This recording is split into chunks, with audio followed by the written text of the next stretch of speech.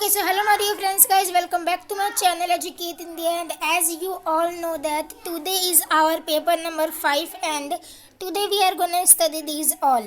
So here it is guys given, you can see in the presentation. So let us begin with MCQs. Okay, Rana Uday Singh was ruler of, Rana Uday Singh कहाँ के ruler थे? बीजापुर, गोलकोंडा, मेवाड़ और Malwa. So the correct answer is Rana Uday Singh was ruler of Mewar. Okay, so guys, first of all Rana Uday Singh के बारे में मैं आपको कुछ बताना चाहती हूँ. लाइक राणा संगा एंड क्वीन कर्णावती के बेटे थे Rana Uday Singh. Okay, and Rana Uday Singh and Jaivanta Bai के बेटे महाराणा प्रताप हुए. ओके, महाराणा प्रताप जिन्होंने मेवाड़ पर एक तरह से वीकेंड से शासन किया था 1572 से लेके 1597 तक. ओके, सो ये गाइस कुछ बातें हैं जो कि राणा उदय सिंह से related.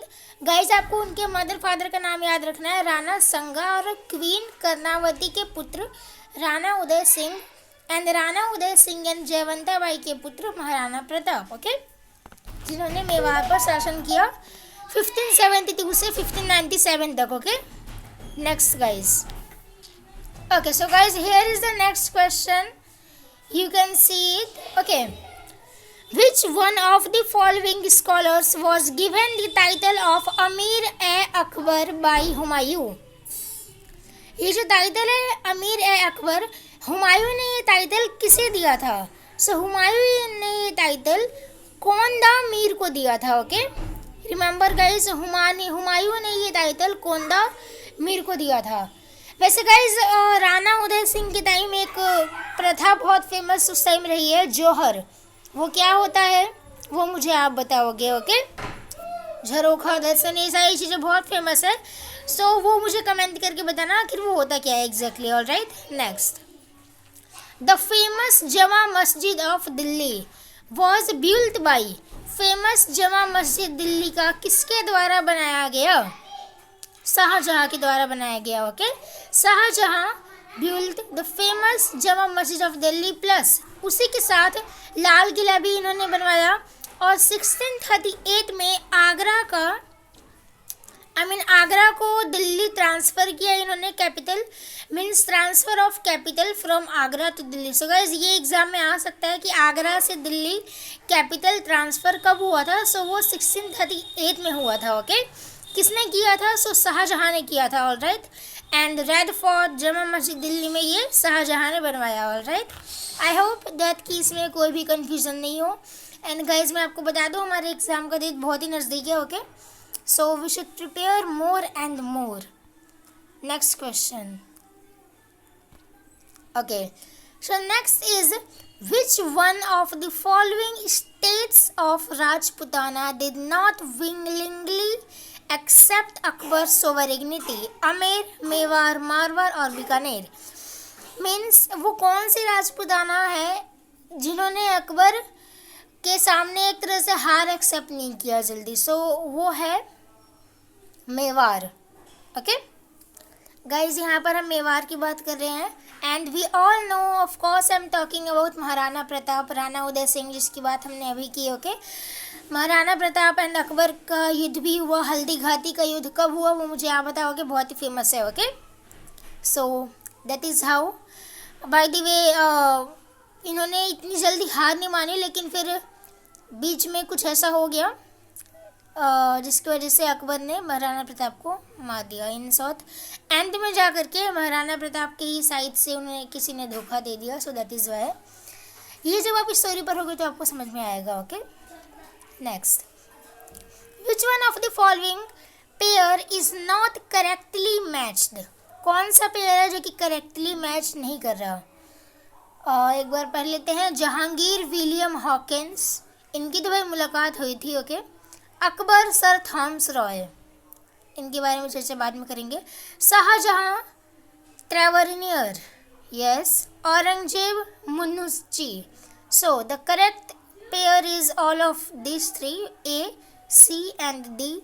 The incorrect is here B number Akbar और सर थॉमस रॉय, ओके, क्योंकि इनकी कभी मुलाकात ही नहीं हुई है। Next, in the Mughal period the registers of the agricultural lands were maintained by Kotwal, क्वांगो, Amin and क्रोरी। So agriculture वगैरह जो भी था उनके रजिस्टर्स लैंड के, एग्रीकल्चर लैंड, ये सब कुछ किसके द्वारा मेंटेन किया जाता था मुगल के टाइम पे? सो वो क्वानुंगो के द्वारा मेंटेन किया जाता था, ओके, वो करते थे इन सबको मेंटेन। एंड अगर मैं बात करूँ कि जो भी ऐसे लाइक पुलिस टाइप का जो भी काम था, सो इन शॉर्ट जो भी आर्मी टाइप की काम थे, सो वो उन्हें कोतवाल का नाम दिया गया था, ओके। आर्मी रिलेटेड वर्क को गाइस कोतवाल का नाम दिया गया था। Here you can see in the option.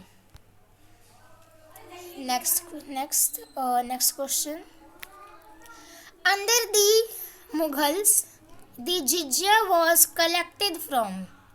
Mughals के टाइम जिजिया कहाँ से कलेक्ट हुआ करता था? So collected from Hindu, okay, हिंदू से जिजिया को कलेक्ट किया गया था, alright. Next, during the Mughal period polaj was the what?